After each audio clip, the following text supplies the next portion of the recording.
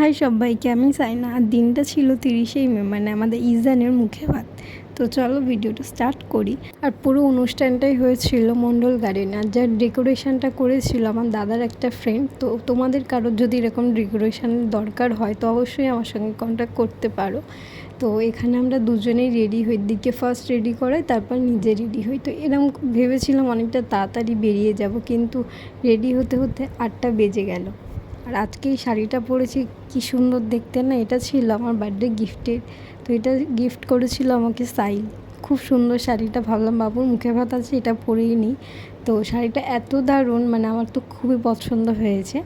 আর এখানে আমরা সবাই রেডি হয়ে বেরিয়ে যাই। আর এখানে স্ন্যাক্সে ছিল পকোড়া, ফুচকা, কোল্ড ড্রিঙ্কস। আর বাবুর গিফট নিতে, বাবুকে নিয়ে বসতে এতটাই ব্যস্ত হয়ে গেছিলাম যে সমস্ত লোক যাবার পরে তারপর তোমাদেরকে ডেকোরেশনটা দেখাচ্ছি। আর সত্যি ডেকোরেশনটা খুবই সুন্দর ছিল।